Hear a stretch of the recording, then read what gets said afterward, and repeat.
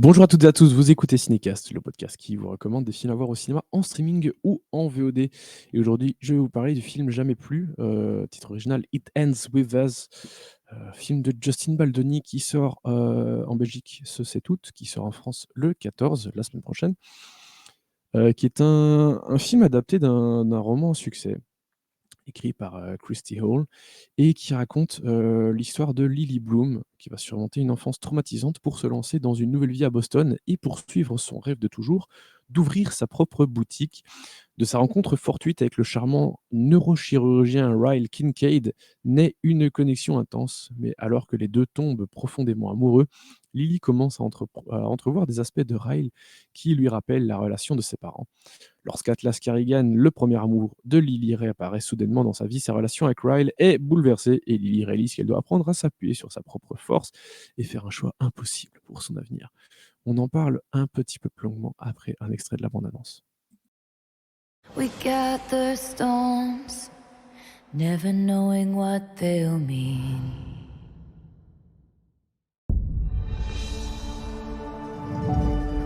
Hey, Lily, you want to do the honors? No, you go ahead. I need to take it in from here. I was hoping you'd say that, okay? Oh, that's my brother, Ryle. The first official customer? Well, you'd have to buy something to be considered a customer. Right now, you're just loitering.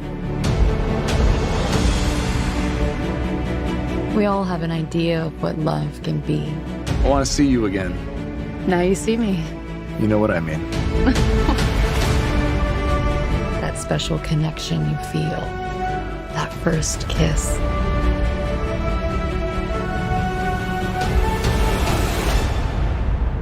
But 15 seconds. That's all it takes to completely change it. On va s'arrêter là. J'ai dit que c'était Christy Hall. Christy Hall, c'est la scénariste du film. C'est Colleen Hoover, l'écrivaine du livre. Best-seller mondial, comme c'est indiqué dans la bande-annonce.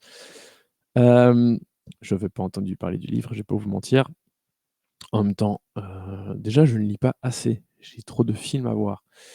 Mais je lis encore moins des comédies romantiques. Alors, honnêtement, je savais pas grand-chose du film avant. Je savais même pas ce que j'allais voir quand j'étais à l'approche aux presses. Ça arrive souvent, hein, quand on enchaîne les visions, parfois je sais plus à laquelle je vais. Mais enfin, on a eu le film avec Ryan Reynolds 2 semaines avant. On a donc un film avec son épouse Blake Lively. Donc l'actrice de Gossip Girl, hein, s'il fallait encore la présenter, qui se retrouve ici être la protagoniste principale, une des protagonistes en tout cas, de cette histoire, hein, Lily Bloom, qui a eu une enfance difficile. Sa mère se faisait battre par son père, et puis qui va rencontrer le grand amour dans cette nouvelle vie. Et qui enfant avait ce fameux premier amour, hein, Atlas Carrigan, qui lui-même était un enfant à problème, enfin dont la vie était compliquée. C'est pas lui qui causait des problèmes. Et donc à un moment, ces deux vies vont se faire face et il y a des parallèles dans ces deux vies qui vont être compliquées à gérer pour Lily.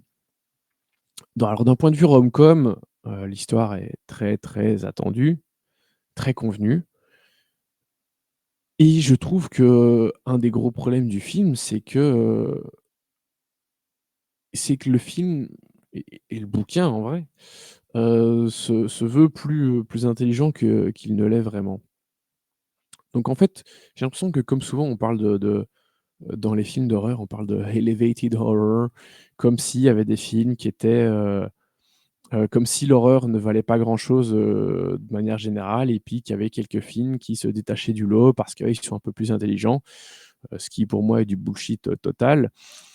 Mais ici, j'ai l'impression que c'est un peu la même chose, quoi. On a une comédie romantique qui, dans l'ensemble, est plutôt OK. Enfin, je veux dire, c'est une comédie romantique, hein, ça réinvente pas la roue, mais qui se veut un peu plus intelligente parce qu'elle va nous parler de toxicité, de violence conjugale, hem, mais que ça le fait, je trouve, avec beaucoup trop de légèreté et en fait, ça raconte pas grand chose, qu'on ne sache pas déjà. Ça n'approfondit pas grand-chose, heu et au final, ça nous montre un peu juste un personnage qui va être, comment dire? Qui va se confirmer des choses qu'elle sait déjà. Voilà, à savoir Lily, ses parents ont, enfin son père battait sa mère est toujours restée avec et elle comprend pas pourquoi, sa mère lui a jamais dit pourquoi, machin et puis, heu, elle va se retrouver dans ce même schéma, ce qui est évident, enfin ce qui crève les yeux depuis le début, mais que, on va enfin j'ai l'impression de vous spoiler, mais en fait, enfin c'est ça que où je à la limite, je trouve presque le film malhonnête ou en tout cas mal écrit parce que, on va nous faire croire que c'est pas ça le sujet, qu'il y a qu'il est pas question de violence conjugale dans la vie adulte de Lily, par des petites astuces de montage. Mais, heu, comme s'il y avait on voulait jouer sur un certain suspense, mais on a compris ça en tant que spectateur depuis, des plombes et donc voilà, ça qui est un peu enfin, qui est très con, c'est que le film veut, se rendre, je vous dis, plus intelligent qu'il ne l'est vraiment. Hem,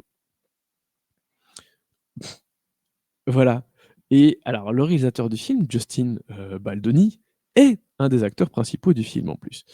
Donc c'est lui qui joue le grand amour, le nouveau grand amour, hein, celui de la vie adulte, la personne avec qui, Lily va vouloir avoir des enfants, se marier et cetera. Donc c'est lui qui réalisait le film. Il a pas fait grand-chose, en tant que comédien.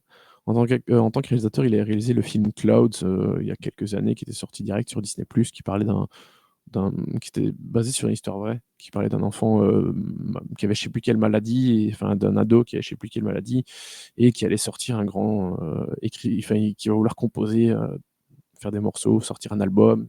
Il y en a un qui va être un peu un hit. Enfin voilà. Mais globalement, il a rien fait de particulièrement remarquable, ni en tant que réalisateur, ni en tant que comédien, hein. Il a beaucoup joué dans des séries et encore pas des trucs, que tout le monde a vus.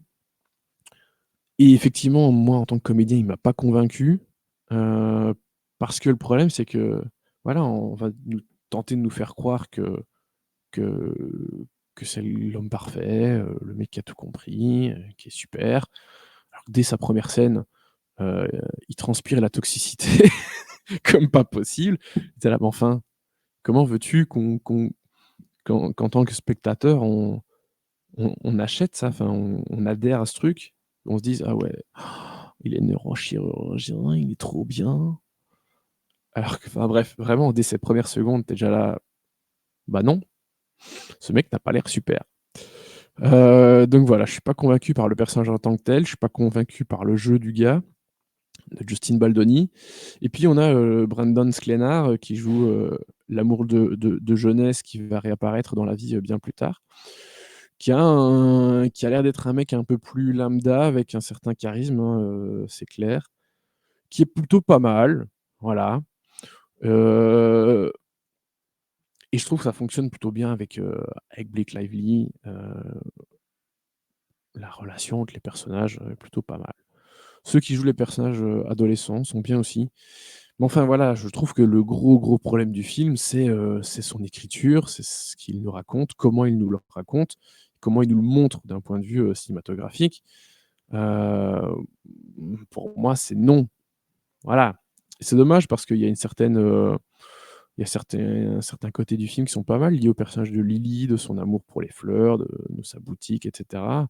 Hem, le personnage qui joue la sœur, de Ryle, et qui devient l'employé de Lily est très bien aussi. Donc il y a vraiment des choses qui fonctionnent bien, mais on nous parle de tous ces sujets, avec tellement de lourdeur, pas de subtilité que non, en fait. Et c'est dommage parce que ça gâche complètement, je trouve, l'aspect, vraiment purement, rom-com, qui aurait pu être bien, mais voilà. Pour moi, ça fonctionne pas et ça peut pas fonctionner parce que vraiment on nous prend un peu pour des cons, quoi. Voilà, malheureusement. Donc Bah, 1 étoile, et demie parce que je sauve certaines choses, mais on peut parler d'un gros ratage aussi quand même. Voilà. Sur ce, merci pour, vos nombreuses écoutes et commentaires. N'hésitez pas à nous écouter sur les plateformes de podcast de votre choix et à nous suivre sur les réseaux sociaux avec le handle @cinecastbe. À très bientôt, merci, ciao.